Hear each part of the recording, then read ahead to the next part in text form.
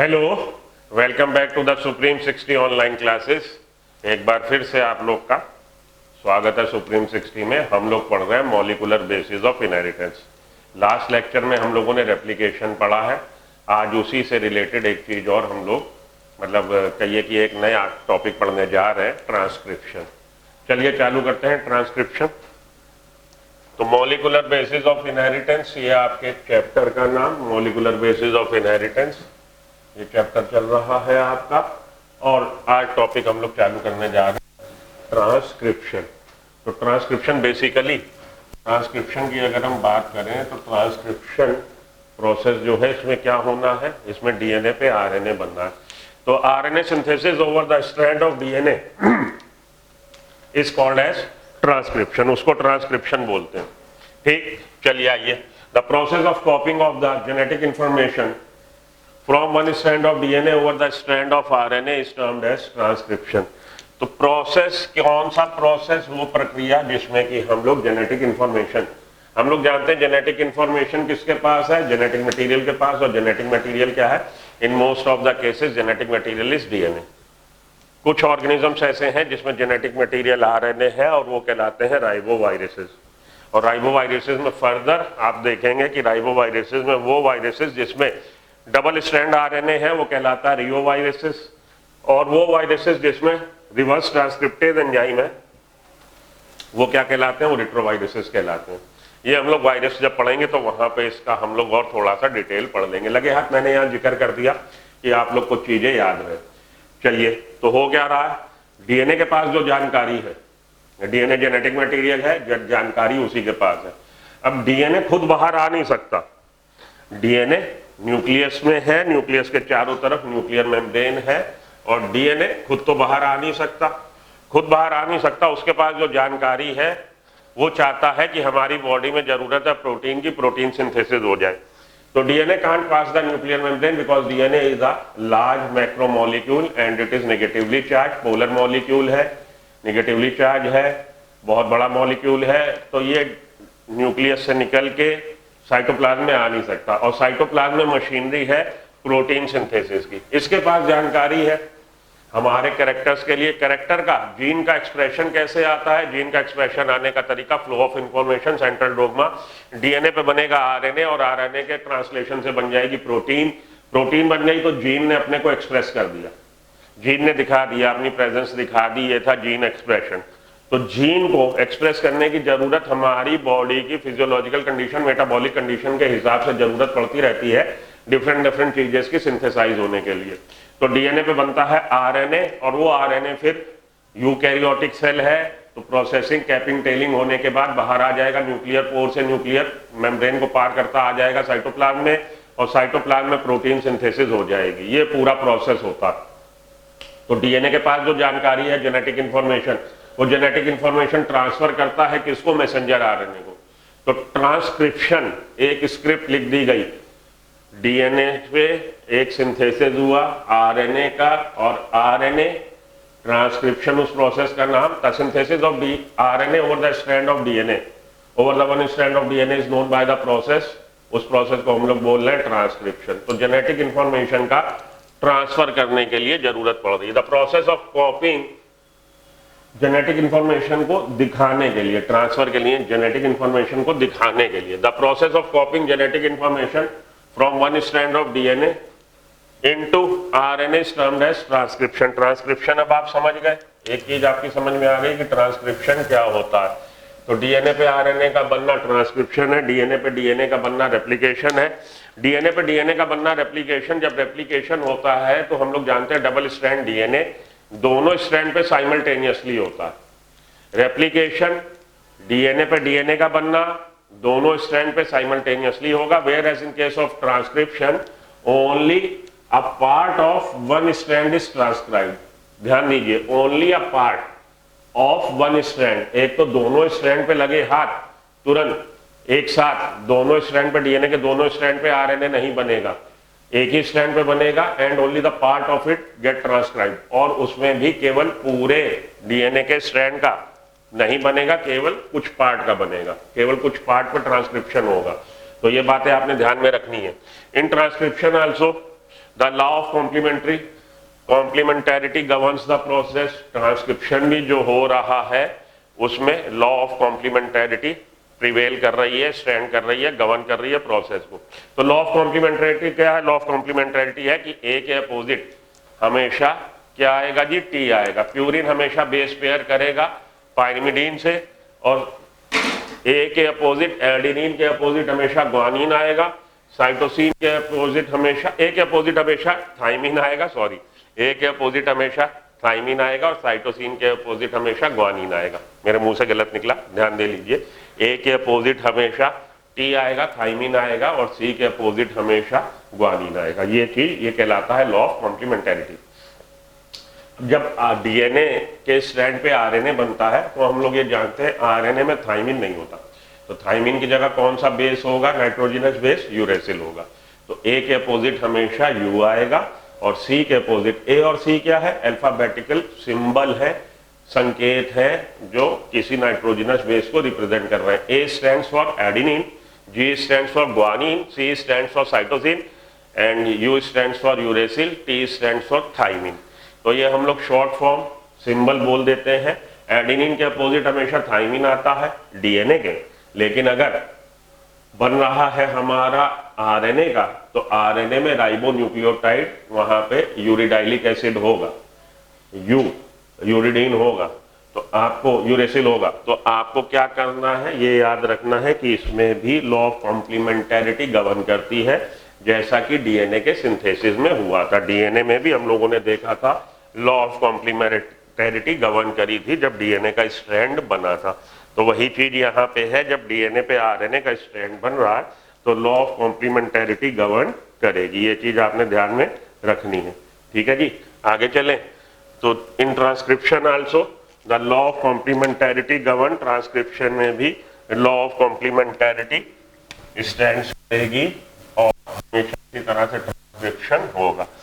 However, unlike the process of replication, लेकिन एक बात ध्यान देने वाली ये है कि रेप्लिकेशन प्रोसेस में दोनों स्ट्रैंड, जो बात मैंने अभी बोली थी थोड़ी देर पहले, कि रेप्लिकेशन में दोनों स्ट्रैंड साथ के साथ उस पे बनी थी रेप्लिका डीएनए की। रेप्लिका का मतलब प्रतिलिपि, प्रति कॉपी, कार्बन कॉपी। तो रेप्लिका, रेप्लिकेशन प्रोसेस का नाम रेप्लिकेशन, और इसमें हो क्या रहा है? रेप्लिका बन रही है डीएनए की, डीएनए की फोटोकॉपी या उसकी कार्बन कॉपी बन रही है। The process of replication in which both the strands of DNA replicated simultaneously. Replication में दोनों स्ट्रैंड से साथ के साथ डीएनए का नया स्ट्रैंड बना था। In transcription, the synthesis of RNA take place only over the one strand of DNA and that also only the part of it is transcribed in it. ये तो ट्रांसक्रिप्शन में हम देखेंगे कि दोनों स्ट्रैंड पे, डीएनए के दोनों स्ट्रैंड पे आरएनए नहीं बनेगा, डीएनए के केवल एक स्ट्रैंड पे आरएनए बनेगा, और वो भी केवल उसके कुछ पार्ट का बनेगा, कुछ हिस्से का बनेगा, पूरे के पूरे स्ट्रैंड का नहीं बनेगा। ये बात आपने ध्यान में देनी है। दिस नेसेसिटेट्स, इससे हमको इस बात की आवश्यकता है, नेसेसिटेट्स इस बात की आवश्यकता है, डिफाइनिंग द बाउंड्रीज, कि हमें बाउंड्रीज डिफाइन करनी पड़ेंगी, हमें सीमा रेखा तय करनी पड़ेगी, हमें सीमाएं तय करनी पड़ेंगी। भारत की कौन, चाइना की कौन, वरना युद्ध होता रहेगा एलएसी पे। तो एक बार सीमा रेखा तैयार हो जाए, एक बार बाउंड्री बन जाए कि भैया यहां से यहां तक हमें ट्रांसक्रिप्शन करना, ये बात भी तो हमें जाननी है कि कहां से कहां तक।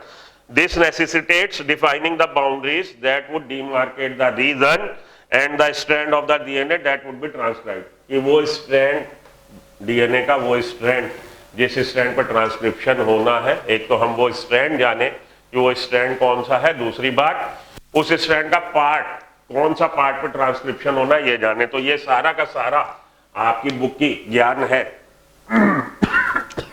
सॉरी, उसमें एक दो बातें जोड़ लीजिए आप, एक दो बातें आप जोड़ लीजिए, अपनी एनसीईआरटी खोल के बैठिए और उसमें एक तो ये लिख लीजिए replication.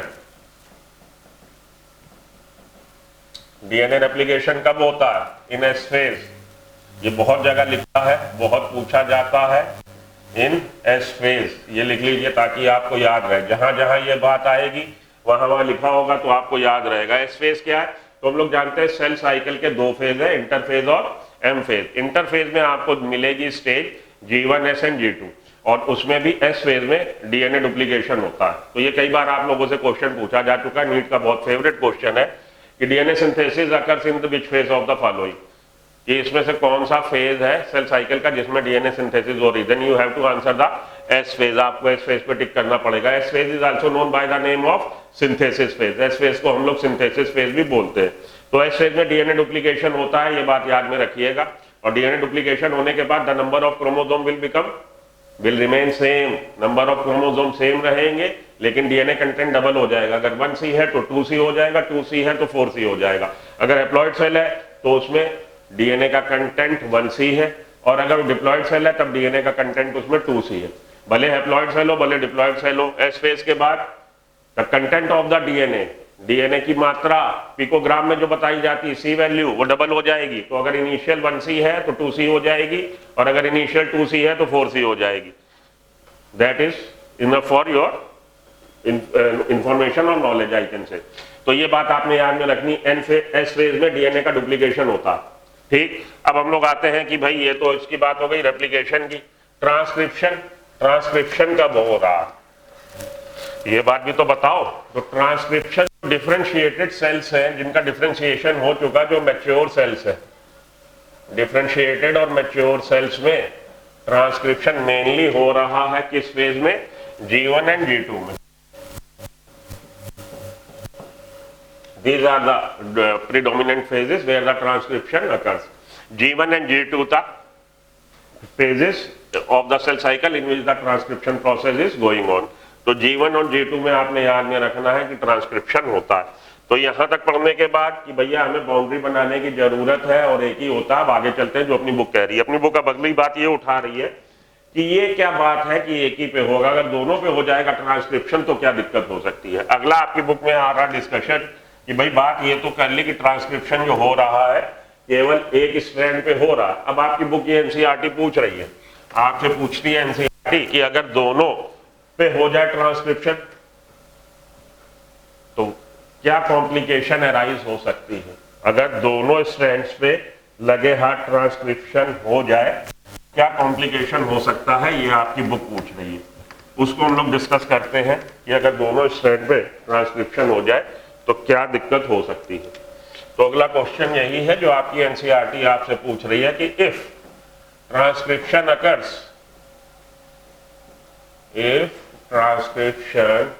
occurs at both the strand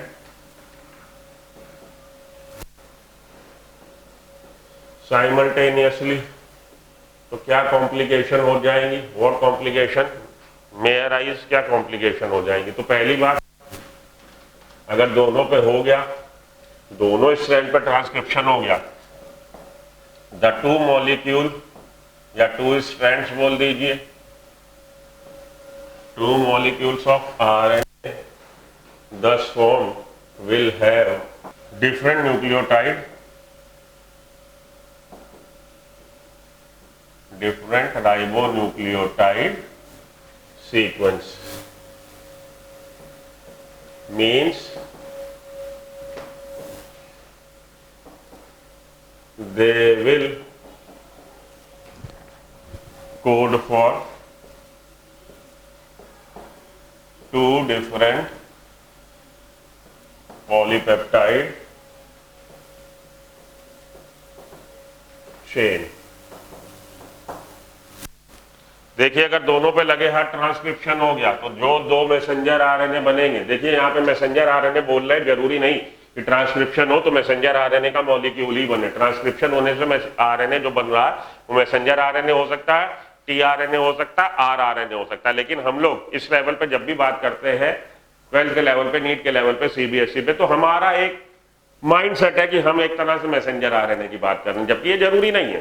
भाई वो जीन है, जीन के ट्रांसक्रिप्शन होने से मैसेंजर आरएनए भी बन रहा हो सकता है, ट्रांसफर आरएनए भी बन रहा हो सकता है, आरआरएनए भी बन रहा हो सकता है। लेकिन जनरली जब हम लोग बात करते हैं तो हम लोग बात मैसेंजर आरएनए के कॉन्टेक्स्ट में करते हैं। वही चीज यहाँ पे मैं कर रहा हूँ कि चलिए मानिए दो आरएनए बने, मैसेंजर आरएनए बने, सपोज मान लेते हैं भाई मैसेंजर आरएनए बने, हम ये नहीं लग रहा है कि ट्रांसफर आरएनए बने या आरआरएनए बने, मैसेंजर आरएनए बने। अगर दोनों स्ट्रैंड पे साथ के साथ ट्रांसक्रिप्शन हुआ तो जो दो मैसेंजर आरएनए बने हैं उन पे न्यूक्लियोटाइड की सीक्वेंस जो है अलग अलग होगी। न्यूक्लियोटाइड की सीक्वेंस अलग अलग होने का मतलब है कि उनके ट्रांसलेशन से जो प्रोटीन बनेगी उस प्रोटीन में अमीनो एसिड्स की सीक्वेंस अलग अलग होगी। तो दूसरे शब्दों में हम बोले प्रोटीन या पॉलीपेप्टाइड चेन, पॉलीपेप्टाइड चेन जो बन रही है, जो अमीनो एसिड्स में पेप्टाइड बॉन्ड बनने के द्वारा जो पॉलीपेप्टाइड चेन बन रही है, उसमें अमीनो एसिड्स अलग अलग होंगे। अमीनो एसिड्स अलग अलग होंगे मीन्स दोनों पॉलीपेप्टाइड चेन अलग अलग होगी, अलग अलग नेचर की होंगी, अलग अलग होंगी। तो दो प्रोटीन आप मान लीजिए, पॉलीपेप्टाइड चेन प्रोटीन को रिप्रेजेंट कर रही है। हम लोगों ने पढ़ा है कि प्रोटीन के फॉर्मेशन में कई सारी पॉलीपेप्टाइड चेन होती है। तो पॉलीपेप्टाइड चेन अलग अलग है तो प्रोटीन भी अलग अलग है, इसका मतलब प्रोटीन अलग अलग बन गई। यही दिक्कत है। अगर आपको जरूरत है इंसुलिन बनने की, आपको जरूरत है इंसुलिन हार्मोन बने, एंजाइम बने, कुछ इसी तरह की। अब एक डीएनए के स्ट्रैंड पे, डबल स्ट्रैंड डीएनए है, एक पार्ट पे आरएनए बना, उसके ट्रांसलेशन से इंसुलिन बन रही है, तो दूसरा जो स्ट्रैंड डीएनए का जो दूसरा स्ट्रैंड है उस पर जो मैसेंजर आरएनए बना, उसके ट्रांसलेशन से इंसुलिन नहीं कुछ और बन जाएगा। ये दिक्कत है। तो इस दिक्कत को दूर करने के लिए, या ये दिक्कत ना हो इसलिए जरूरी है कि ट्रांसक्रिप्शन केवल एक स्ट्रैंड पे हो। मानिए ये दो स्ट्रैंड है डीएनए के, ठीक है जी, जिसको कि हमने सीधा दिखा दिया है। तो ATCG, वैसे बहुत सारी बुक्स में वो लोग ऐसे दिखा देते हैं कि बाहर की तरफ लिख देते हैं ताकि आप लोग कंफ्यूज ना हो। हम बाहर की तरफ लिख देते हैं, ज़्यादा आसान रहेगा। ATCG और ATCG, एक स्ट्रैंड जिसकी कि 5th prime polarity, 3rd prime polarity, उसमें बेसिस ये है, इसके अपोजिट A के अपोजिट क्या आएगा? T आएगा, T के अपोजिट A आएगा, C के अपोजिट G आएगा, G के अपोजिट C, A के अपोजिट T, T के अपोजिट A, C के अपोजिट G, G के अपोजिट C। तो ये दूसरा स्ट्रैंड है, दो स्ट्रैंड है। अब इस पे मानिए आरएनए बना इस वाले पे, तो आरएनए बना लीजिए इस वाले पे, रेड से बनाए दिए दे रहा हूं इसका आरएनए, ठीक है। तो इसका आरएनए मैं रेड से बनाए दिए दे रहा हूं। अब आप देखो अगर इस वाले पे आरएनए बन रहा है तो क्या हो रहा है। अगर इस वाले पे आरएनए बन रहा है तो उसके पास क्या आ रहा है? ए के अपोजिट क्या आएगा? यू, क्योंकि आरएनए बन रहा। टी के अपोजिट क्या आएगा? ए। सी के अपोजिट क्या आएगा? जी। जी के अपोजिट सी, ए के अपोजिट यू, टी के अपोजिट ए, सी के अपोजिट जी, जी के अपोजिट सी। एक तो आरएनए ये बना जो इस पे ट्रांसक्रिप्शन से बना है, और अगर इस पे ट्रांसक्रिप्शन हो तो आरएनए क्या बनेगा? इधर बना देता हूं नीचे, वो भी रेड से बना देता हूं। तो टी के अपोजिट क्या आएगा? ए। ए के अपोजिट क्या आएगा? यू। जी के अपोजिट सी, सी के अपोजिट जी, टी के अपोजिट ए के अपोजिट यू, जी के अपोजिट सी और सी के अपोजिट जी। तो देखिए दो आरएनए बने हैं, दोनों पे बेस सीक्वेंस अलग अलग है, न्यूक्लियोटाइड की सीक्वेंस अलग अलग है, UAGC और यहाँ AUCG, ठीक है जी। तो अब इनका आप कर लीजिए ट्रांसलेशन, तो अलग अलग पॉलीपेप्टाइड चेन बन जाएगी। यही दिक्कत है, दो अलग अलग तरह की पॉलीपेप्टाइड चेन बन जाएंगी, जबकि हमें चाहिए कोई प्रिसाइजली एक, according to the need of the cell, cell की मेटाबॉलिक कंडीशन के हिसाब से, सेल की फिजियोलॉजिकल कंडीशन के हिसाब से हमें कोई पर्टिकुलर एंजाइम या पर्टिकुलर हार्मोन या पर्टिकुलर प्रोटीन बनने की जरूरत है। उसके लिए अगर ये दोनों पे हो जाएगा ट्रांसक्रिप्शन, तो उसके ट्रांसलेशन से दो अलग अलग तरह की प्रोटीन बन जाएंगी, जो कि बात सही नहीं है। पहली बात तो ये है, इसीलिए एक स्ट्रैंड पे और केवल part of it get transcribed at the in the process of transcription. पहली बात तो ये याद में रखिए। दूसरी बात समझिए, अब इसको देखिए, अगर दोनों पे बन रहा है तो इस पे जो बेस सीक्वेंस है वो इस वाले मैसेंजर आरएनए की, अब मैं केवल देखिए डीएनए के स्ट्रैंड हटा देता हूं, केवल एमआरएनए को लिखा रहने देता हूं ताकि आप लोग को बात और क्लियर हो जाए। तो डीएनए के स्ट्रैंड मैंने रब कर दिया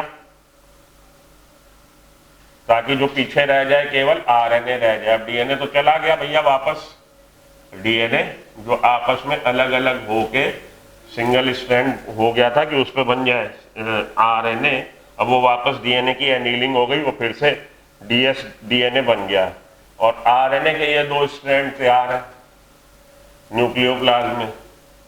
अब ये क्या है? ये देखिए एक दूसरे के कॉम्प्लीमेंटेरिटी है, ए के अपोजिट यू, ए के अपोजिट यू, सी के अपोजिट जी, सी के अपोजिट जी, ए के अपोजिट यू, ए के अपोजिट यू, सी के अपोजिट जी, सी के अपोजिट जी। तो ये जो मैसेंजर आरएनए दो बनेंगे, ये एक दूसरे के साथ एनीलिंग करके डबल स्ट्रैंड आरएनए में कन्वर्ट हो जाएंगे। अगर एट अ टाइम दोनों डीएनए के स्ट्रैंड पे आरएनए बनेगा तो ये दोनों आरएनए जो बनेंगे एक दूसरे के क्या होंगे? एक दूसरे के पूरक होंगे, कॉम्प्लीमेंट्री आरएनए बन जाएंगे। तो क्या होगा? लॉ ऑफ कॉम्प्लीमेंटेरिटी को गवर्न करते हुए वो लोग आपस में एनीलिंग कर लेंगे, बेस पेयरिंग कर लेंगे, उनके बीच में बेस पेयरिंग हो जाएगी और ये दो मॉलिक्यूल जो आरएनए के बने वो डबल स्ट्रैंड आरएनए में कन्वर्ट हो जाएगा। डबल स्ट्रैंड आरएनए बन जाएगा तो उसका ट्रांसलेशन हो ना पाएगा।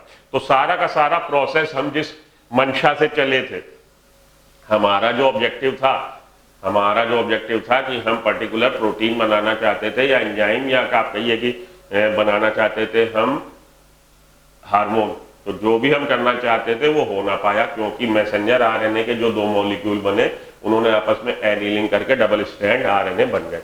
तो ये रीजन है कि एक समय में जब भी ट्रांसक्रिप्शन होता है, part of DNA and one strand and only part of it get transcribed in the process of transcription। इससे आपको ये बात क्लियर हो गई होगी कि क्यों दोनों स्ट्रैंड पे, डीएनए के दोनों स्ट्रैंड पे साथ के साथ ट्रांसक्रिप्शन नहीं होता। This is the reason why transcription is not taking place at the both the strand simultaneously. This is the reason why कि एक तो जो दोनों बन रहे हैं उन दोनों पे बेस सीक्वेंस अलग अलग है, न्यूक्लियोटाइड की सीक्वेंस अलग अलग है। न्यूक्लियोटाइड की सीक्वेंस अलग होने से ट्रांसलेशन अगर उन दोनों का होगा तो दो अलग अलग तरह की पॉलीपेप्टाइड चेन बन जाएगी, पहली बात। और दूसरी बात यह है कि ये जो दो मैसेंजर आरएनए बनेंगे, अगर दोनों पे साइमल्टेनियसली हो रहा तो ये दोनों मैसेंजर आरएनए एक दूसरे के कॉम्प्लीमेंटेरिटी होंगे और इस वजह से कॉम्प्लीमेंट्री होंगे और इस वजह से कॉम्प्लीमेंटेरिटी रूल को गवर्न करते हुए वो आपस में एनीलिंग कर लेंगे, बेस पेयरिंग कर लेंगे और डबल स्ट्रैंड आरएनए में कन्वर्ट हो जाएंगे, जिसका कि ट्रांसलेशन नहीं हो पाएगा, तो जीन का एक्सप्रेशन नहीं हो पाएगा, जो हमारे लिए बेकार की बात है। हम तो चाहते हैं कि जीन अपने को एक्सप्रेस करे, जो उसके पास इंफॉर्मेशन है उस हिसाब से प्रोटीन का सिंथेसिस, पॉलीपेप्टाइड का सिंथेसिस हो जाए। This is the reason why. चलिए अब हम लोग आगे, यह एक बात क्लियर होने के बाद अगला हमारा आ रहा ट्रांसक्रिप्शन यूनिट, उसको पढ़ते हैं। चलिए अब हम लोग बात करें ट्रांसक्रिप्शन यूनिट की। ट्रांसक्रिप्शन प्रोसेस क्या है, कैसे होता है, इसकी हम लोग बात कर ली कि ट्रांसक्रिप्शन प्रोसेस क्या है।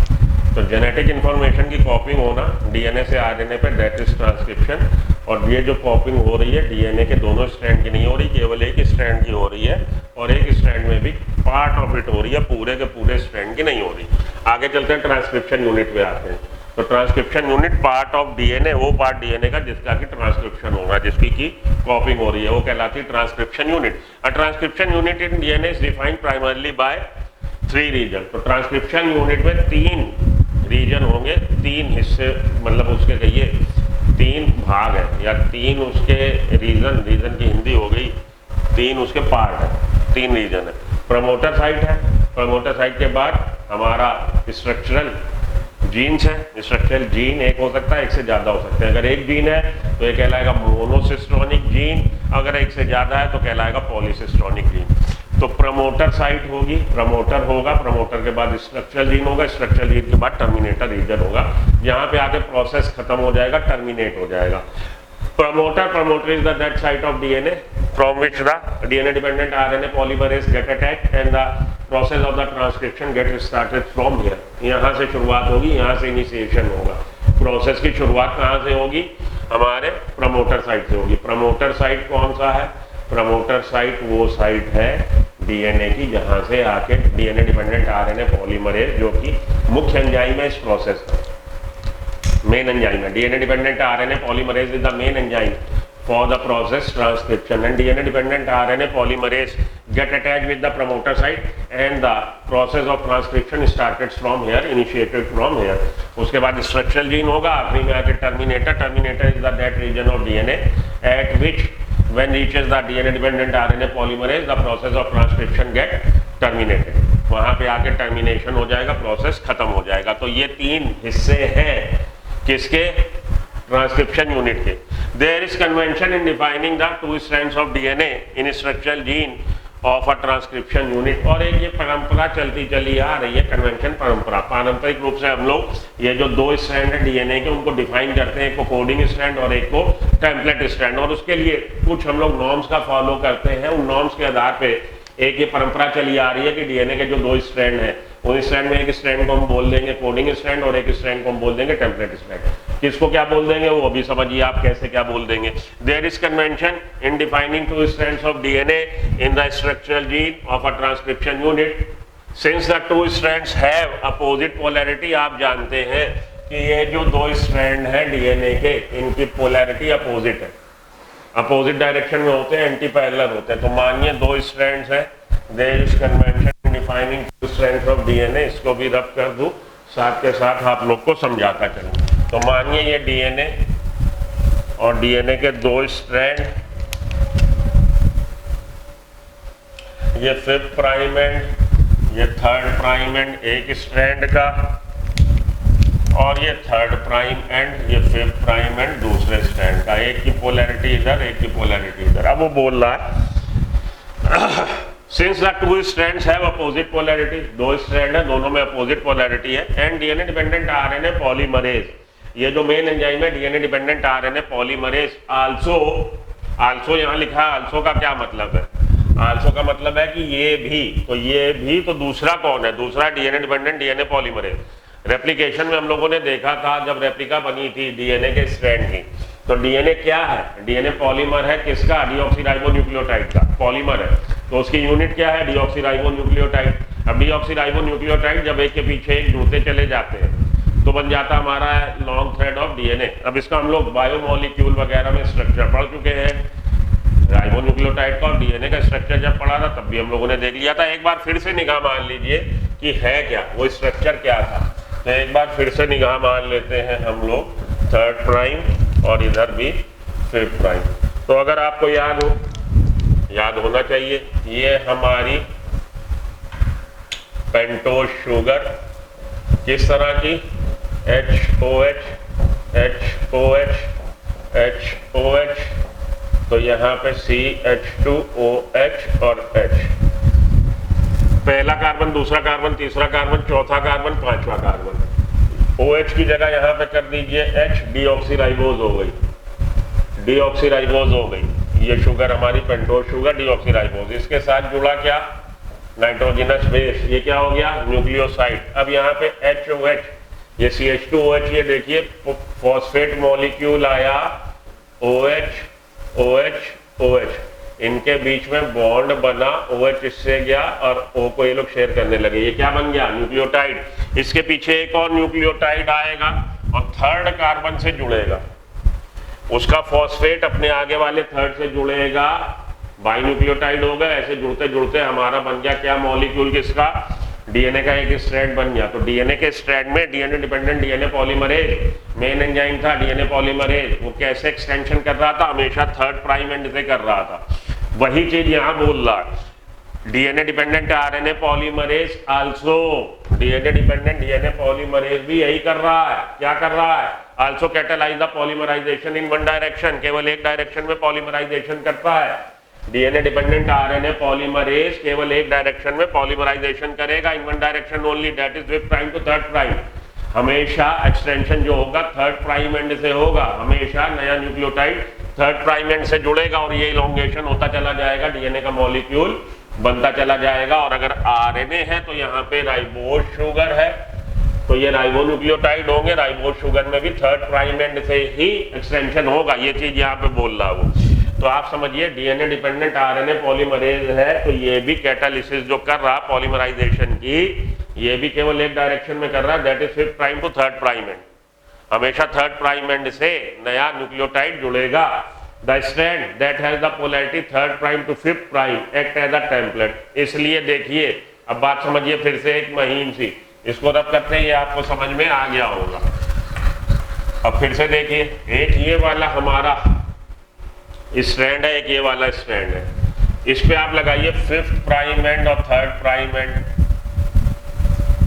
अपना प्राइमर, तो ये 5th एंड, ये 3rd एंड, 3rd एंड पे क्या है? OH ग्रुप खाली है, इधर से फिर जुड़ जाएगा एक न्यूक्लियोटाइड और जुड़ जाएगा, यहाँ पे फिर 3rd एंड, फिर से एक न्यूक्लियोटाइड, इस तरह से ये एक्सटेंड होता चला जाएगा, इस तरह से ये एक्सटेंड होता चला जाएगा।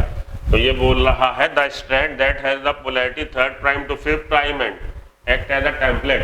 टेम्पलेट का मतलब ये है सांचा, सांचे का मतलब ये है वो वाला स्ट्रैंड जिसपे डीएनए के जिस स्ट्रैंड पे आरएनए का सिंथेसिस होगा। वो कौन सा स्ट्रैंड है? जिसकी polarity 3rd prime to 5th prime end है। 5th prime end to 3rd prime end वाले पे स्ट्रैंड पे आरएनए नहीं बन पाएगा। क्यों नहीं बन पाएगा भाई? इसलिए नहीं बन पाएगा कि मानिए यहाँ पे प्राइमर लगा, ये 3rd एंड और ये 5th एंड, तो 5th एंड अब इसके इधर से तो जुड़ ना पाएगा, क्योंकि इधर fifth and phosphate, fifth prime end पे क्या होता है, फ्री फॉस्फेट ग्रुप होता है, और थर्ड एंड पे क्या होता है, थर्ड एंड पे होता है हमारा free hydroxyl group, OH group third and पे। तो इसमें इधर से तो जुड़ नहीं पाएगा, इसके आगे यहाँ से नहीं जुड़ पाएगा, प्लस जुड़ जाए नहीं जुड़ पाएगा, क्योंकि फिफ्थ प्राइम एंड पे क्या है, फ्री फॉस्फेट है।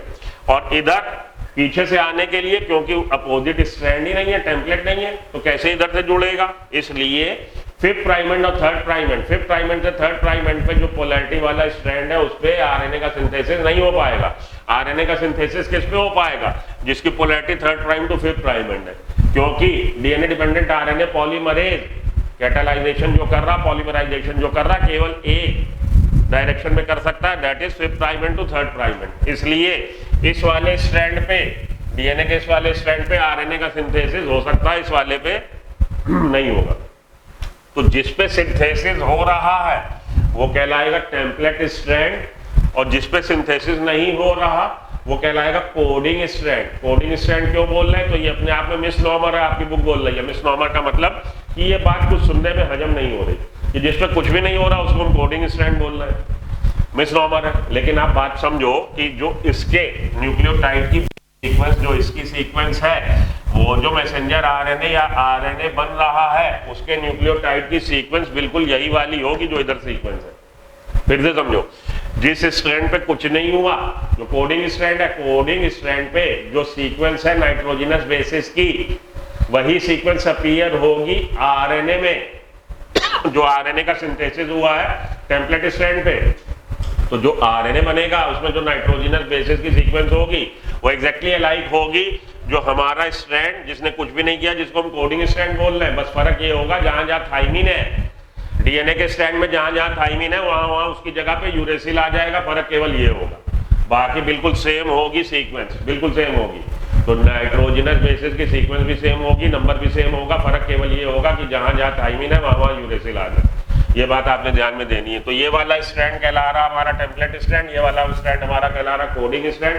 Coding strand is the that strand at which nothing is occurring, कुछ भी नहीं हो रहा। Whereas the template strand is that strand at which the polymerisation of RNA molecule is taking place, उसी पे बन रहा हमारा पॉलीमराइजेशन हो रहा आरएनए मॉलिक्यूल का।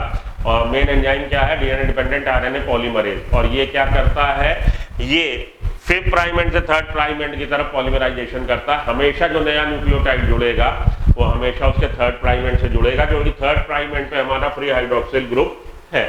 That is the reason why. ठीक है जी। तो ये कहला रहा आपका टेम्पलेट स्ट्रैंड और ये कहला रहा कोडिंग स्ट्रैंड। अब किसी स्ट्रैंड को हम इसको टेम्पलेट बोले कि इसको टेम्पलेट बोले, अगर हम इधर से इसको देखें तो इसको भी तो टेम्पलेट की तरह हम यूज कर सकते हैं।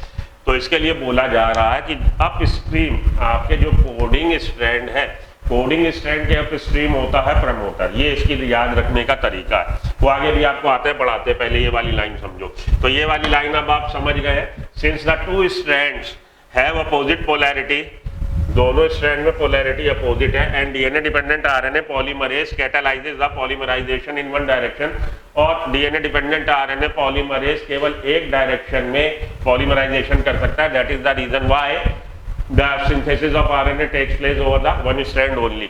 The strand that has the polarity third prime end to fifth prime end act as a template, सांचे की तरह इस्तेमाल कर हो रहा है, and is also referred as the template strand, और इसीलिए इसको हम लोग टेम्पलेट स्ट्रैंड बोलते हैं। The other strand which has the polarity fifth prime to third prime, दूसरा स्ट्रैंड जिसकी polarity fifth prime to third prime है, उसकी the strand which has the polarity fifth prime to third prime and the sequence same as RNA, और इसकी sequence जो है nucleotide की sequence जो है इस वाले स्ट्रैंड पे बने आरएनए के न्यूक्लियोटाइड की सीक्वेंस के बिल्कुल समान है।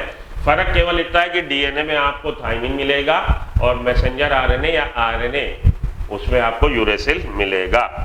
And the sequence same as the RNA except thymine at the place of uracil is displaced during transcription. ये जब ट्रांसक्रिप्शन होता है तो इनके बीच में बेस पेयर है, उसमें बबल फॉर्मेशन हो जाता है, दोनों स्ट्रैंड थोड़े से एक दूसरे से दूर हो जाएंगे क्योंकि hydrogen bond for time being इनके ब्रेक हो गए। बाद में ये फिर से एनिलिंग कर लेंगे, फिर से डबल स्ट्रैंड डीएनए बन जा लेंगे। ठीक है, तो अभी तक आपकी क्या समझ में आया? अभी तक ये समझ में आया ट्रांसक्रिप्शन प्रोसेस क्या है। Transcription process is the process by which in which the information is get information is get transferred from the DNA strand to the RNA strand, that is the transcription, and transcription take place over the only one strand of DNA and only the part of it get transcribed in the process of transcription। यहाँ तक अभी हम लोगों ने पढ़ा। अब कौन से स्ट्रैंड पे बन रहा है? वो स्ट्रैंड है हमारा 3rd प्राइमेंड टू 5th प्राइमेंड वाला, जिसपे कि ये स्ट्रैंड आरएनए नया बनेगा, और इस स्ट्रैंड को हम टेम्पलेट स्ट्रैंड बोलेंगे, दूसरे स्ट्रैंड को हम कोडिंग स्ट्रैंड बोलेंगे। अभी तक हम लोगों ने ये समझा, और ये भी समझा कि एट अ टाइम दोनों स्ट्रैंड पे क्यों नहीं ट्रांसक्रिप्शन होता, क्योंकि अगर दोनों पे ट्रांसक्रिप्शन होगा तो उसके ट्रांसलेशन से 2 अलग अलग तरह की प्रोटीन बन जाएगी, पहली बात। और दूसरी बात, अगर दोनों पे ट्रांसक्रिप्शन हुआ तो 2 मैसेंजर आरएनए बनेंगे। अब फिर मेरे मुंह से मैसेंजर आरएनए निकला, उसको पकड़िएगा नहीं। मैसेंजर आरएनए हो सकता है, राइबोसोम आरएनए हो सकता है, या ट्रांसफर आरएनए हो सकता है। तो जो आरएनए बनेंगे वो एक दूसरे के 2 स्ट्रैंड जो बने एक दूसरे के कॉम्प्लीमेंटैरिटी होंगे, और लॉ ऑफ कॉम्प्लीमेंटैरिटी को गवर्न करते हुए वो लोग आपस में एनीलिंग करके डबल स्ट्रैंड आरएनए बना सकते हैं। ये रीजन है कि ये केवल एक स्ट्रैंड पे होता है। और दूसरा कारण, ये एक कारण उसमें ये भी समझ लीजिए कि एक्सटेंशन केवल एक उस पे हो सकता है, इसलिए हमेशा 3rd प्राइमेंड टू 5th प्राइमेंड वाले स्ट्रैंड पे पॉलीमराइजेशन होगा, आरएनए बनेगा। आगे चलते हैं, चलिए आगे आइए, देखते हैं ट्रांसक्रिप्शन यूनिट एक देखते हैं, उसकी बात करते हैं। तो मानिए ये हमारा डीएनए के 2 स्ट्रैंड है, 5th प्राइमेंड 3rd प्राइमेंड 5th प्राइमेंड 3rd प्राइमेंड। ये स्ट्रक्चरल जीन को ये हिस्सा रीजन रिप्रेजेंट कर रहा है, ये या तो प्रमोटर है या टर्मिनेटर है, और या तो प्रमोटर है या टर्मिनेटर है। अभी हमने डिफाइन नहीं किया। अब अगर हम ये डिफाइन कर दें कि इसमें से कौन सा स्ट्रैंड कोडिंग स्ट्रैंड है, तो हम प्रमोटर और टर्मिनेटर बता सकते हैं, क्योंकि बाय कन्वेंशन हम लोग ये मानते हैं कि promoter is always located up towards the uphill end of the coding strand. Coding strand के अपहिल साइड पे होता है प्रमोटर, कोडिंग स्ट्रैंड के अपहिल साइड पे होता है प्रमोटर। तो अगर ये वाला कोडिंग स्ट्रैंड है तो ये प्रमोटर हो जाएगा, और अगर ये वाला कोडिंग स्ट्रैंड है तो वो प्रमोटर हो जाएगा। Promoter is always located towards the uphill and. Uphill and का क्या मतलब है भैया? 5th ऊंचा है, 3rd नीचा है, अपहिल डाउनहिल, अपस्ट्रीम डाउनस्ट्रीम, ऐसा बोला जाता है। तो 5th प्राइम एंड या 3rd प्राइम एंड, मानिए ये वाला हम कह दें रेड वाला स्ट्रैंड जो है ये कोडिंग स्ट्रैंड है, तो प्रमोटर क्या होगा? ये होगा। और अगर हम ये बोल दें कि ये ग्रीन वाला हमारा कोडिंग स्ट्रैंड है, तो ये प्रमोटर हो जाएगा। ठीक है, बाय कन्वेंशन ऐसा मान के चलते हैं। चलिए आगे देखते हैं। Bye convention all the reference point, जितने भी हम रेफरेंस दे रहे हैं, संदर्भ दे रहे हैं, all the reference point while defining a transcription unit is made with the coding strand. Coding strand को ध्यान में रखते हुए हम लोग रेफरेंस दे रहे हैं। तो रेफरेंस देना क्या होता है? मानिए आपके दोस्त ने फोन किया, कहाँ हो भाई? आपने रेफरेंस दिया कि हम जेके टेम्पल के बाहर खड़े हैं, जेके टेम्पल रेफरेंस पॉइंट हो गया, या हम ग्रीन पार्क के बाहर खड़े हैं, ग्रीन पार्क आपका रेफरेंस पॉइंट हो गया। तो रेफरेंस पॉइंट ये चीज है।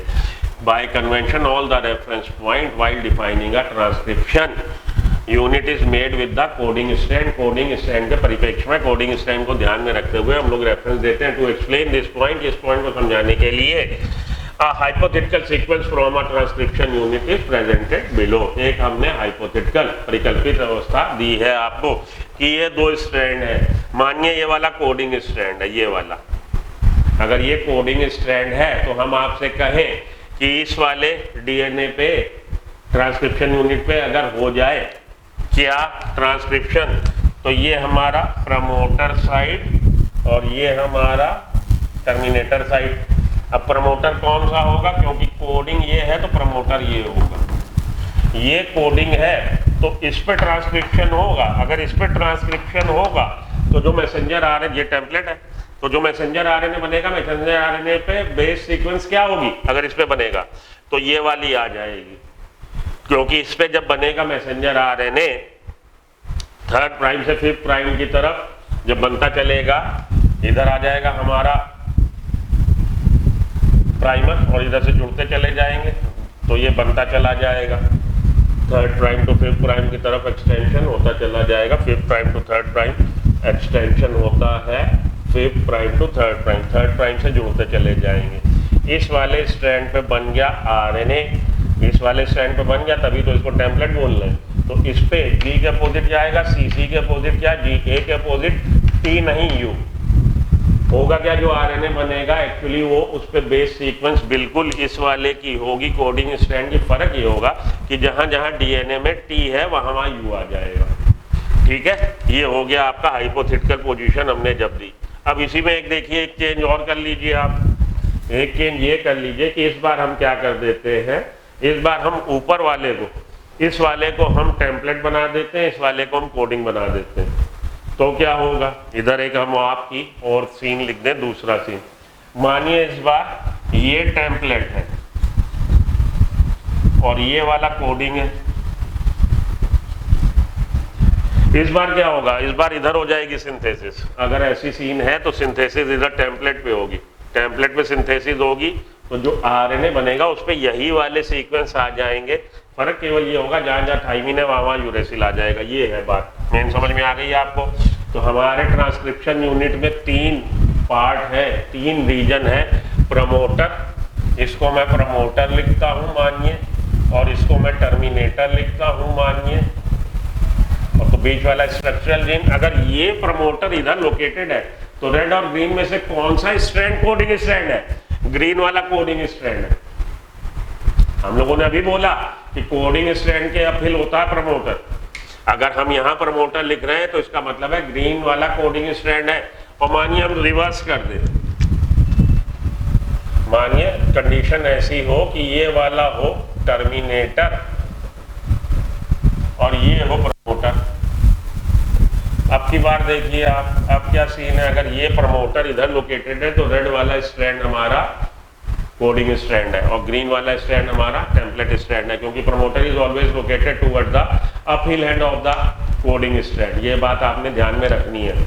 तो आप कोडिंग स्ट्रैंड बदल दें, प्रमोटर की साइड बदल जाएगी रेफरेंस से। अगर आप प्रमोटर की साइड बदल दें तो कोडिंग स्ट्रैंड टेम्पलेट स्ट्रैंड बदल जाएगा। हमने जो भी रेफरेंस देनी है, हमने कोडिंग रेफरेंस को ध्यान में, कोडिंग स्ट्रैंड को ध्यान में रखते हुए रेफरेंस लेनी है। ओके क्लियर, आगे चलिए। The promoter and terminator flank the structural gene in a transcription unit. Transcription unit में, ट्रांसक्रिप्शन यूनिट क्या है, ट्रांसक्रिप्शन यूनिट डीएनए का स्ट्रैंड का वो भाग है जिसपे ट्रांसक्रिप्शन होगा, वो कहलाएगी ट्रांसक्रिप्शन यूनिट। तो ट्रांसक्रिप्शन यूनिट में प्रमोटर साइट, प्रमोटर साइट के बाद स्ट्रक्चरल जीन और टर्मिनेटर साइट, वो बना रही transcription unit. The promoter and terminator flank the structural gene in a transcription unit. Flank का मतलब उसके अगल बगल घेर के खड़े, आजू बाजू खड़े। तो ये स्ट्रक्चरल जीन आजू बाजू क्या फ्लैंक कौन कर रहा है उसको, promoter and terminator. The promoter is said to located towards the 5th prime end. Promoter हमेशा 5th प्राइम एंड पे होता है of the structural gene. It is the DNA sequence that provide binding site for the RNA polymerase. Promoter क्या है, अभी कुछ देर पहले मैंने आपको ज्ञान दिया कि प्रमोटर क्या है। Promoter is the segment of DNA at which the DNA dependent RNA polymerase get attached and the process of the transcription started from here. अभी आपको बताया कि प्रमोटर वो साइट है डीएनए पे, डीएनए के स्ट्रैंड का वो हिस्सा है जहां से आके DNA dependent RNA polymerase attach होगा, सॉरी, और प्रोसेस चालू हो जाएगा ट्रांसक्रिप्शन का, अभी बताया है। तो ये हमारा प्रमोटर, प्रमोटर साइट, डीएनए का वो हिस्सा, डीएनए का वो स्ट्रैंड का वो हिस्सा जहां से आके अटैच होगा डीएनए डिपेंडेंट आरएनए पॉलीमरेज। अब इसको हम लोग टाटा बॉक्स भी बोलते हैं, ये आपकी बुक में दे नहीं रखा, लिख लीजिएगा। प्रमोटर को भाई डीएनए डिपेंडेंट आरएनए पॉलीमरेज कैसे लोकेट करेगा इतनी भीड़ भाड़ में अपने बच्चे को, कैसे जानेगा कि ये प्रमोटर साइट है। तो हम लोग देखते हैं कि ज्यादातर प्रमोटर साइट पे टीए की अकरेंस होती है, टीए इस तरह से ये नाइट्रोजनस बेसिस की मल्टीपल टाइम अकरेंस होती है, इसलिए इस साइट को हम लोग टाटा बॉक्स भी बोलते हैं। Promoter site is known as TATA box, या इसको प्रिबनाउ साइट भी बोलते हैं, प्रिबनाउ। तो याद रख लीजिएगा, टाटा बॉक्स, प्रिबनाउ याद रख लीजिएगा। अब इससे ये शुरुआत हो जाएगी किसकी, प्रोसेस की, और प्रोसेस आके स्ट्रक्चरल जीन को करते हुए आखिरी में आके टर्मिनेटर साइट पे आके खत्म हो जाएगा। टर्मिनेटर साइट पे आया तो उसको कैसे पता लगेगा कि टर्मिनेशन करना, प्रोसेस को खत्म करना। भाई प्रोसेस कहीं तो जाके खत्म होगा, ये थोड़ी ना कि ट्रांसक्रिप्शन होता ही चला जाएगा। प्रोसेस जाके खत्म होगा टर्मिनेटर साइट पे, और टर्मिनेटर साइट ज्यादातर पैलेंड्रोम साइट होती है। पैलेंड्रोम आपको बताया जाएगा बायोटेक में, अभी आप इतना याद रख लो। टर्मिनेट जैसे हम लोग प्रमोटर साइट के लिए टाटा बॉक्स याद रख रहे हैं इंडिकेशन, ऐसे ही प्रमोटर साइट के लिए एक तो वहां पे हो सकता है पॉली ए अकरेंस हो सकती है, एक ही रिपीटेड अकरेंस हो एडेनिन की, या पैलेंड्रोम साइट होगी टर्मिनेटर पे, ये बात आपने याद में रखनी है। तो अब आप ये समझ गए कि अगर एक स्ट्रैंड पे हो रहा है किस स्ट्रैंड पे होगा, जिस स्ट्रैंड पे होगा उसको टेम्पलेट स्ट्रैंड बोलेंगे और अपोजिट स्ट्रैंड को कोडिंग स्ट्रैंड बोलेंगे, जिस पे कुछ नहीं हो रहा, लेकिन कोडिंग स्ट्रैंड के जो बेस सीक्वेंस है वही आरएनए पे आएगी। फर्क सिर्फ इतना है कि थाइमिन की जगह यूरेसिल आ जाएगा, ये फर्क है। और कोडिंग स्ट्रैंड और टेम्पलेट स्ट्रैंड का डिपेंड करता है, बल्कि कहिए कि प्रमोटर साइट उसी से तय होती है। प्रमोटर साइट हमेशा 5th प्राइम एंड पे होगी कोडिंग स्ट्रैंड के। ठीक है जी, तो ये है हमारा ट्रांसक्रिप्शन यूनिट के बारे में जानकारी। चलिए आगे चलते हैं। आइए अगले पॉइंट पे आए, transcription unit and the gene. Transcription unit तो हम लोगों ने समझ ली। ट्रांसक्रिप्शन यूनिट वो पार्ट है डीएनए का, स्ट्रैंड का, जिसपे ट्रांसक्रिप्शन होना। तो उसमें क्या था, प्रमोटर, टर्मिनेटर और स्ट्रक्चरल जीन। तो ट्रांसक्रिप्शन यूनिट समझ ली है। और ट्रांसक्रिप्शन यूनिट में प्रमोटर साइट क्या होती है, टर्मिनेटर क्या होता है, ये समझ लिया। जीन क्या, अब ये समझते हैं। Transcription unit and the gene. A gene is defined as the functional unit of the inheritance. Gene हम लोगों ने पढ़ा था, जब हम लोगों ने मेंडलिज्म पढ़ा है तब हम लोगों ने पढ़ा है sorry, gene is the segment of DNA which have a coded information for a certain character. Gene is the structural and function unit of heredity, inheritance की unit है हम लोग पढ़ के आए। और जीन डीएनए का वो टुकड़ा है जिसके पास जानकारी है किसी एक लक्षण के लिए। A gene is defined as the functional unit of inheritance. Inheritance की functional unit है। Inheritance क्या है? Inheritance is the process by which characters are carried forward from one generation to the next generation. That is inheritance. Heredity क्या है? Heredity is the study of inheritance and variation. And what is variation? Variations are the degree of difference by which a progeny differs from its parents and among the siblings itself. अपने बच्चों से, माता पिता से अलग होना और अपने भाई बहनों से अलग होना, वो थे वेरिएशन। ये सारी बातें हम लोग पढ़ चुके। चलिए, gene is defined as a functional unit of inheritance. Inheritance की फंक्शनल यूनिट है। दो देयर इज नो एम्बिग्यूटी, हालांकि इस बात में कोई भी शक शुबा नहीं है, एम्बिग्यूटी नहीं है। That genes are located on the DNA, कि जीन्स जो है डीएनए पे लोकेटेड होते हैं। It is difficult to literally define a gene in terms of DNA sequence. लेकिन ये अपने आप में बड़ा मुश्किल काम है कि हम डीएनए को डिफाइन, डीएनए के सीक्वेंस को डिफाइन कर दें जीन में। कितने हिस्से को जीन बोले, ये आसान नहीं है। क्यों नहीं है वो समझिए। The DNA sequence coding for transfer RNA और RNA molecule also define as a gene. तो वो डीएनए का वो हिस्सा जिसपे कि ट्रांसक्रिप्शन हो रहा है और आरएनए बन रहा, जरूरी नहीं मैसेंजर आरएनए बन रहा हो। लेक्चर की शुरुआत में मैंने आपको बोला था, तो मैसेंजर आरएनए बन रहा हो या ट्रांसफर आरएनए बन रहा हो या आरएनए बन रहा हो, वो जीन कहलाएगा। तो आरएनए का टाइप हम लोग जानते हैं, messenger RNA, RNA, anti RNA. तो कोई भी आरएनए जो बन रहा हो जीन के टुकड़े से, डीएनए के टुकड़े से, जिस डीएनए के टुकड़े से बन रहा है उसको हम जीन बोलेंगे। ये कहने का मतलब है the DNA sequence coding for tRNA और RNA molecule also, not only mRNA. Messenger RNA का बनना केवल जीन को डिफाइन नहीं कर रहा है। ट्रांसफर आरएनए या आरएनए भी जिस हिस्से से डीएनए के बन रहा है उसको भी हम जीन कह सकते हैं, कहते हैं। tRNA or RNA molecule also define a gene. However, by defining a cistron as a segment of DNA coding for a polypeptide, the structural gene in a transcription unit could be said as a polycistronic or monocystronic. अब अगर हम आज की तारीख में हम लोग जानते हैं, हम लोग जीन की जगह टर्म यूज करते हैं सिस्ट्रॉन। तो सिस्ट्रॉन के लिए हम लोग परिभाषा देते हैं, cistron is the that segment of DNA which have a coded information for the synthesis of single polypeptide chain. Cistron DNA का वो हिस्सा है जिससे ट्रांसक्रिप्शन होने से क्या बनेगा, एक पॉलीपेप्टाइड चेन बनेगी।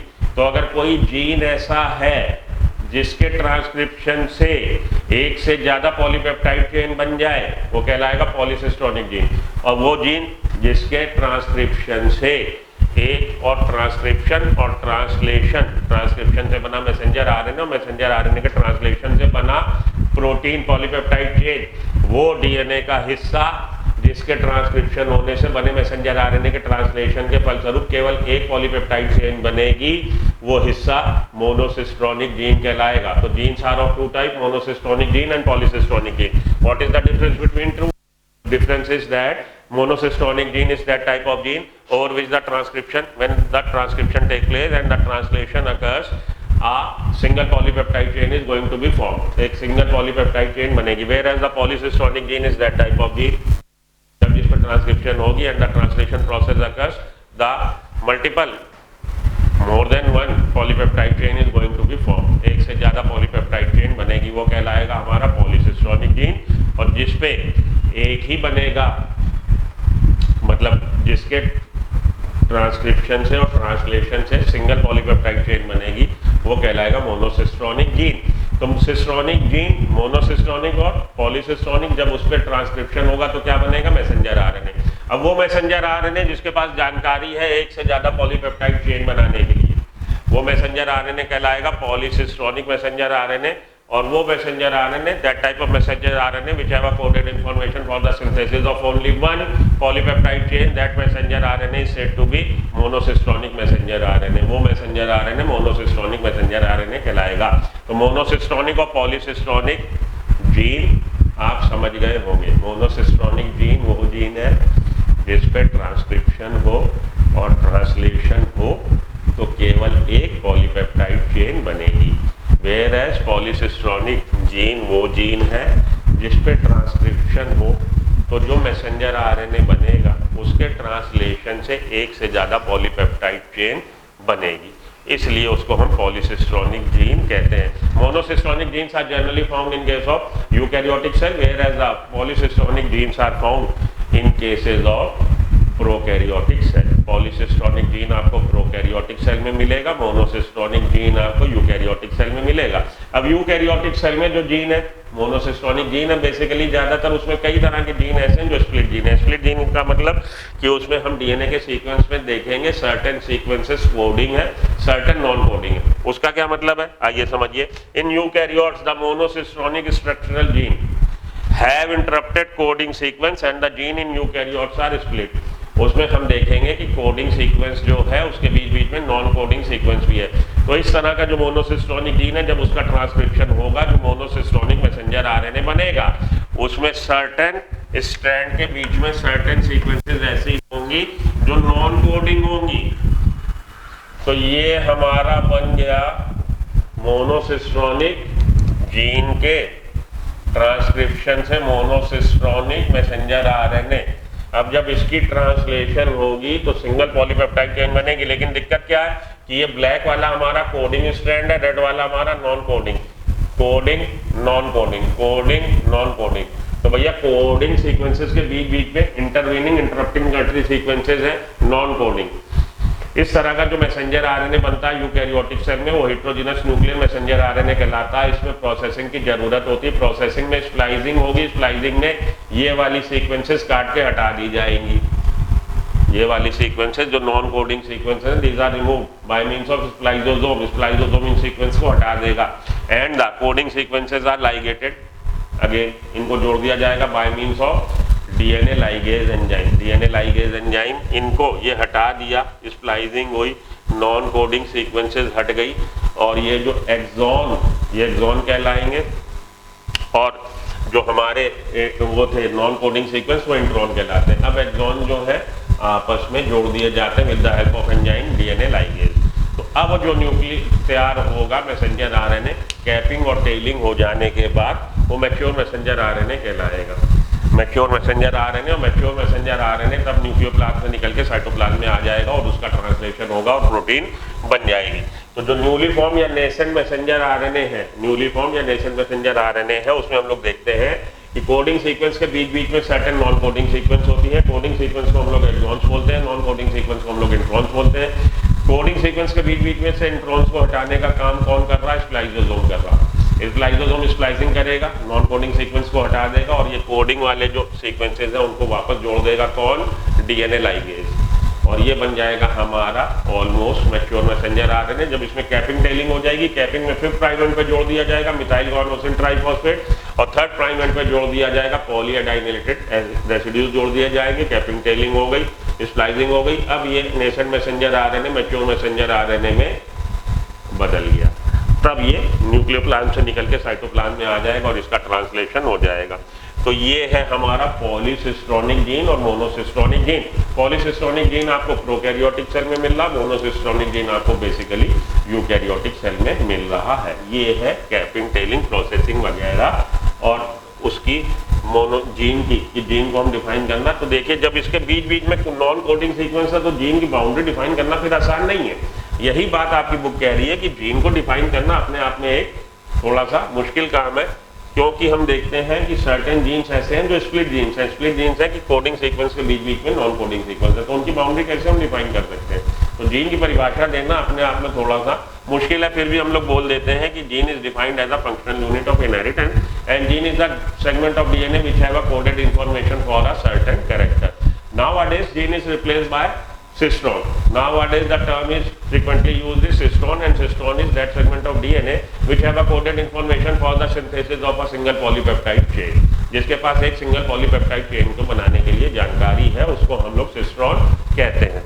That much is enough. आगे चलते हैं हम लोग types of RNA and the process of transcription. अब इस पे चलते हैं। चलिए अगली स्लाइड पे आते हैं, टाइप्स ऑफ आरएनए की बात करते हैं। Types of RNA and process of transcription, कैसे हो रहा प्रोसेस। तो हम देख रहे हैं कि बैक्टीरिया में मेनली 3 टाइप के आरएनए हैं, transfer RNA, messenger RNA and rRNA. Transfer RNA, messenger RNA और आरएनए, 3 टाइप के यहाँ प्रोकैरियोटिक सेल की बात हो रही बैक्टीरिया में है, और ये तीनों ही रिक्वायर्ड है फॉर द ट्रांसलेशन प्रोसेस और the synthesis of protein. All the 3 are required, all the 3 are taking part in the process of translation. क्या प्रोसेस में क्या, एक तो मैसेंजर आरएनए क्या कर रहा है, इट प्रोवाइड्स द टेम्पलेट, ये सांचा है मैसेंजर आरएनए और इसी पे हो रहा है प्रोटीन का सिंथेसिस, इसको रीड करते हुए। ये तो मैसेंजर आरएनए का काम हो गया। ट्रांसफर आरएनए का काम क्या, transfer RNA brings the corresponding amino acid. Corresponding amino acid का मतलब है कि मैसेंजर आरएनए को रीड कर रहा, मैसेंजर आरएनए के कोडोन के हिसाब से ट्रांसफर आरएनए अमीनो एसिड को लेके आ रहा साइटोप्लाज्म से। तो transfer RNA brings amino acid को लेके आएगा, कहाँ पे लेके आएगा, जहाँ प्रोटीन सिंथेसिस हो रही राइबोसोम पे लेके आएगा।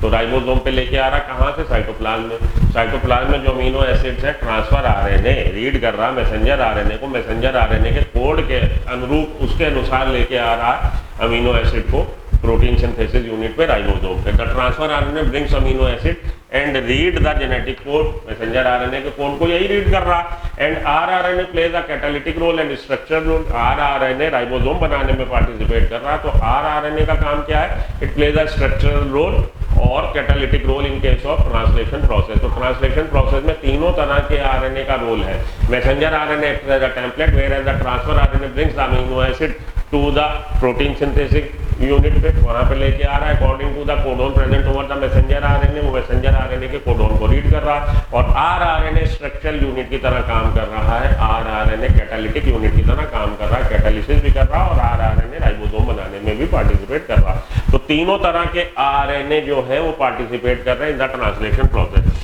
There is single DNA dependent RNA polymerase. एक बात याद रखिएगा कि प्रोकैरियोटिक सेल में केवल एक तरह का डीएनए डिपेंडेंट आरएनए पॉलीमरेज होता है, whereas in case of eukaryotic cell 3 types of DNA dependent RNA polymerase are there.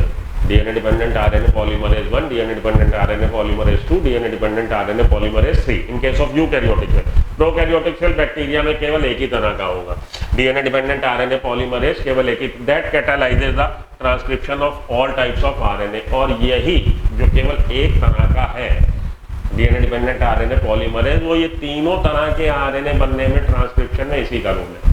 Messenger RNA बनने में भी इसी का रोल है, ट्रांसफर आरएनए बनने में भी इसी का रोल है, और आरआरएनए बनने में भी इसी का रोल है। Only one type of DNA dependent RNA polymerase is present in case of prokaryotic cell, and all the 3 types of messenger RNA, transfer RNA and rRNA, all the 3 types of RNA is get transcribed by means of it. इसके द्वारा हो रहा है transcription of all types of RNA in bacteria. RNA polymerase binds to promoter. हम लोग ये बात कर चुके हैं कि प्रमोटर साइट क्या है। Promoter site is the that part of the DNA segment eight which the DNA dependent RNA polymerase get attached and the process of transcription starts from here. ये बात हम लोग कर चुके हैं। तो प्रमोटर साइट पे DNA dependent RNA polymerase attach होगा, इनिशिएट कर देगा transcription. It uses nucleoside triphosphate. अब ये देखिए सबस्ट्रेट क्या है, न्यूक्लियोसाइड ट्राइफॉस्फेट है। तो आप मेरा वो लेक्चर देख लीजिएगा डीएनए वाला, वहां पे मैंने मेंशन किया है कि डीएनए को बनाने में जो न्यूक्लियोसाइड यूज हो रहे हैं वो क्या है, डीऑक्सीराइबो न्यूक्लियोसाइड ट्राइफॉस्फेट। वो सबस्ट्रेट की तरह बिहेव करते हैं और उनके 2 टर्मिनल बॉन्ड टूटते हैं, उनसे जो एनर्जी निकलती है उन्हीं की एनर्जी की सहायता से फास्फोडाइएस्टर बॉन्ड का फॉर्मेशन होता है। तो बेसिकली डीएनए के मॉलिक्यूल में जो न्यूक्लियोटाइड मिल रहे हैं वो मोनोफॉस्फेट है, ये मैंने बात वहाँ पे भी बोली है। तो यहाँ पे देखिए it uses nucleoside triphosphate as a substrate and polymerises in a template dependent fashion. हालांकि सबस्ट्रेट के तौर पे ये ले रहा है राइबोन्यूक्लियोटाइड ट्राइफॉस्फेट को, लेकिन आरएनए के मॉलिक्यूल में राइबोन्यूक्लियोटाइड मोनोफॉस्फेट होंगे, दो टर्मिनल बॉन्ड टूटेंगे, उनकी एनर्जी की सहायता से पॉलीमराइजेशन होगा in a template dependent fashion. It somehow facilitates the opening of helix. Opening of helix की क्या जरूरत है? अरे भैया बबल फॉर्मेशन होगा तभी तो प्रोसेस चालू होगा। तो मानिए कि ये दो हमारा स्ट्रैंड है डीएनए के जो इंटरवूंड है, देखिए दिखाते हैं। तो ये एक स्ट्रैंड चल रहा है डीएनए का, इसके एंटी पैरेलल ये दूसरा स्ट्रैंड चल रहा है डीएनए का, इनके बीच में हाइड्रोजन बॉन्ड है। तो अभी ट्रांसक्रिप्शन होने की कहाँ गुंजाइश है? ट्रांसक्रिप्शन होने की गुंजाइश होगी जब यहाँ बबल फॉर्मेशन हो जाएगा, थोड़ा सा ये एक दूसरे से डिस्प्लेस हो जाएंगे, ओपनिंग हो जाएगी हेलिक्स की। अगर आप याद हो डीएनए रेप्लिकेशन में भी तो ओपनिंग हुई थी। ओपनिंग हेलिक्स की कहाँ से हुई थी? ओपनिंग हुई थी ओआरआई साइड से, ओरिजिन ऑफ रेप्लिकेशन से। कौन एंजाइम जिम्मेदार था? हेलिकेज।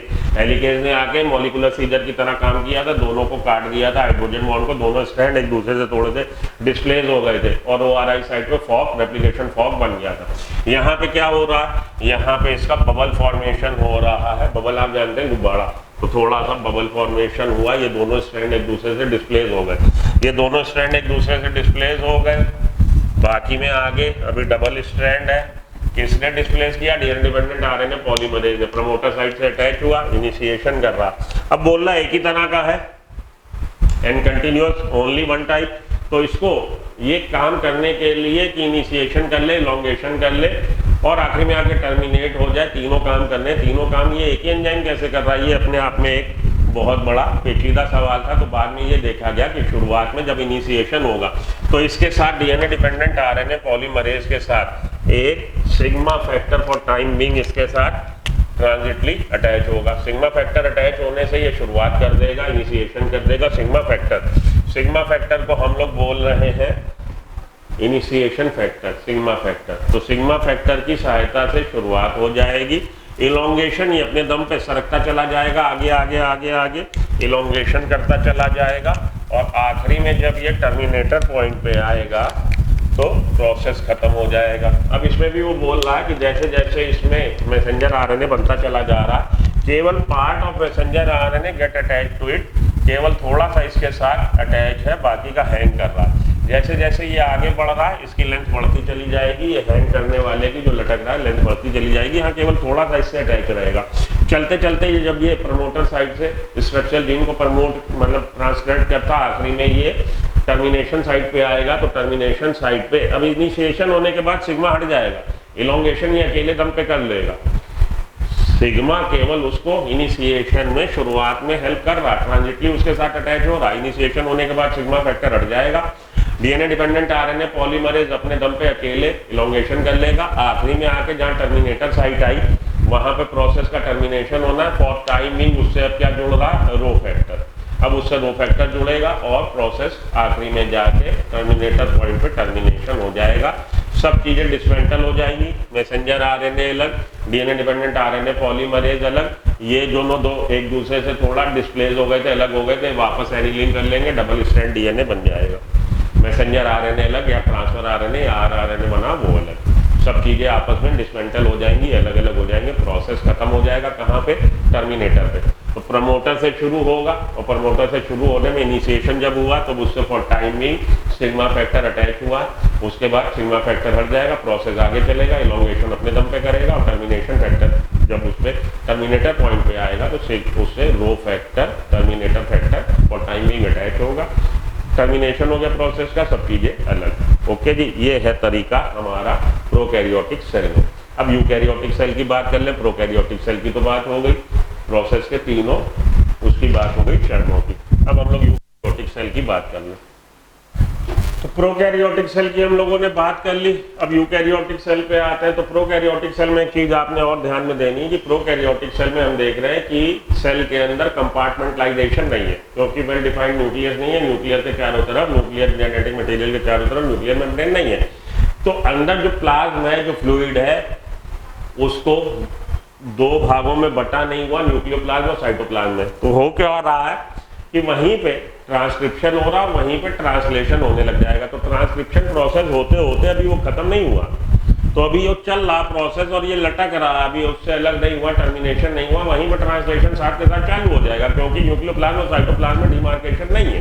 पहली बात। दूसरी बात यह है कि ये जो बन रहा है हमारा मैसेंजर आरएनए, इसमें आपको नॉन कोडिंग और कोडिंग सीक्वेंस के बीच में स्प्लिट जीन्स अरेंजमेंट नहीं है, तो स्प्लाइसिंग की जरूरत नहीं है, प्रोसेसिंग कैपिंग टेलिंग की जरूरत नहीं है। इस वजह से हो क्या रहा, ट्रांसक्रिप्शन प्रोसेस इससे पहले कि खत्म हो, ट्रांसलेशन कई बार चालू हो जाता है, साइमल्टेनियसली ट्रांसक्रिप्शन के साथ ट्रांसलेशन होने लगता है प्रोकैरियोटिक सेल में। यूकैरियोटिक सेल में क्या है, यूकैरियोटिक सेल में प्रोसेस थोड़ा सा अलग है।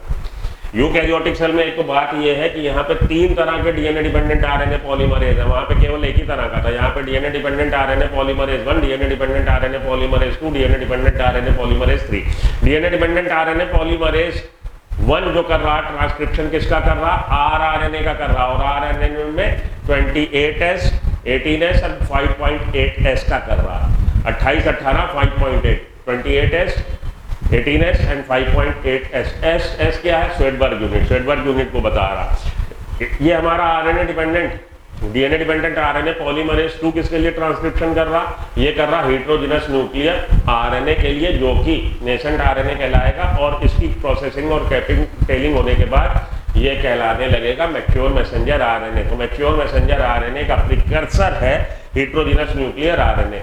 और ये डीएनए डिपेंडेंट आरएनए पॉलीमरेज 3 ये किसके लिए कर रहा, ट्रांसफर आरएनए, एसएनआरएनए। इस एसएनआरएनए का full form small nuclear RNA, snRNA. और अपनी बुक में ध्यान से देख लीजिएगा 5S RNA, 5S RNA basically ये आरआरएनए का टाइप है, 5.8S आरआरएनए और 5S rRNA, यहाँ पे 5S rRNA।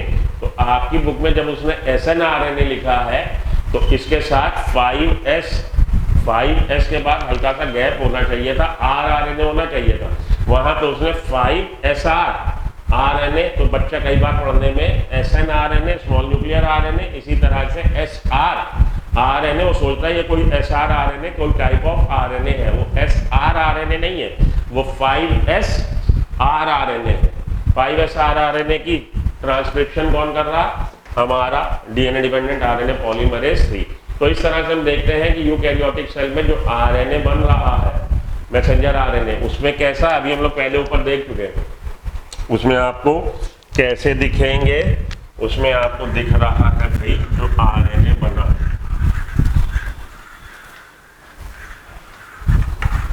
तो मैसेंजर आरएनए बना वो कैसा है, वो ये है, ये एक्सॉन के बीच बीच में इंट्रॉन्स है। रेड वाले हमारे एक्सॉन कोडिंग सीक्वेंस और लाल वाले हमारे इंट्रॉन्स। इसका क्या होगा, इसकी हो जाएगी स्प्लाइसिंग, स्प्लाइसियोसोम इसको हटा देगा काट के, तो ये काट के हटा दिया जाएगा, और आखिरी में क्या, आखिरी में आपका मैच्योर मैसेंजर आरएनए बन जाएगा, जिसमें केवल एक्सॉन होंगे, केवल कोडिंग सीक्वेंस होगी। इसमें एक्सॉन भी हैं और इंट्रॉन्स भी हैं। ये है हमारा स्प्लाइसियोसोम। स्प्लाइसिंग जो स्प्लाइसियोसोम किससे बनता है, small nuclear RNA snRNA plus protein से बनता है, जो स्प्लाइसिंग करता है। एसएनआरएनए प्लस प्रोटीन से स्प्लाइसियोसोम एंजाइम बनाते हैं जो स्प्लाइसिंग करते हैं। स्प्लाइसिंग क्या करता है, वो काट के निकाल देता है इंट्रॉन्स को, इंट्रॉन्स को काट के निकाल देगा, केवल एक्सॉन एक्सॉन रह जाएंगे, और एक्सॉन एक्सॉन को कौन जोड़ देगा, एक्सॉन एक्सॉन को जोड़ देगा हमारा डीएनए लाइगेज। अब उसके बाद क्या होगा, उसके बाद इसके 5th प्राइम एंड पे कैप लगा दी जाएगी और 3rd प्राइम एंड पे टेल लगा दी जाएगी। तो ये 5th प्राइम एंड, ये 3rd प्राइम एंड, ये है कैप, ये है टेल। तो कैप किसकी बनी, methyl guanosine triphosphate, 5th prime end पे कैप लगा दी गई और 3rd प्राइम एंड पे टेल लगा दी गई। टेल में क्या, पॉलीएडाइनेटेड रेसिड्यूज है। तो ये हो जाएगा हमारा मैच्योर मैसेंजर आरएनए, जिसमें केवल कोडिंग सीक्वेंसेस होंगी, केवल एक्सॉन्स होंगे, इंट्रॉन्स हटा दिए गए। तो ये दो बातें हमारी यूकैरियोटिक की अलग हैं, जो प्रोकैरियोटिक से अलग है। एक तो ट्रांसक्रिप्शन और ट्रांसलेशन अलग अलग कंपार्टमेंट में हो रहा है, और ट्रांसक्रिप्शन होने में मैसेंजर आरएनए जो बनेगा उसके लिए कैपिंग और टेलिंग की जरूरत होगी, क्योंकि मैसेंजर आरएनए में सर्टेन नॉन कोडिंग सीक्वेंसेस भी हैं। इस वजह से मैसेंजर आरएनए जो बनेगा उसकी कैपिंग और टेलिंग होगी। तो ये बातें आपने ध्यान में रखनी। यहाँ पे आके आपका ट्रांसक्रिप्शन प्रोसेस खत्म।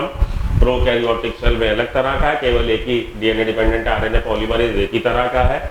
वही तीनों तरह के प्रोसेस में, प्रोसेस के तीनों चरणों में वही रोल प्ले कर रहा। हालांकि इलॉन्गेशन वो अपने दम पे अकेले कर रहा, लेकिन इनिशिएशन के लिए उसके साथ for time being initiation factor sigma factor जुड़ेगा। इनिशिएशन की शुरुआत हो जाएगी, इनिशिएशन हो गया, शुरुआत हो गई। ये बबल आगे आगे चलेगा, फैलता चला जाएगा, पीछे एडिलिंग होती चली जाएगी, मैसेंजर आरएनए की लेंथ बढ़ती चली जाएगी, वो लटकता रहेगा, केवल थोड़ा सा अटैच होगा। ट्रांसक्रिप्शन होने के बाद आखिरी में टर्मिनेटर साइड पे आया तो उसके साथ rho factor, terminator factor attach हुआ ट्रांजिटली, और सारी चीजें डिस्मेंटल टर्मिनेशन हो गया। ये है प्रोसेस आपका ट्रांसक्रिप्शन का। तो आगे अब हम लोग चलते हैं जेनेटिक कोड की तरफ।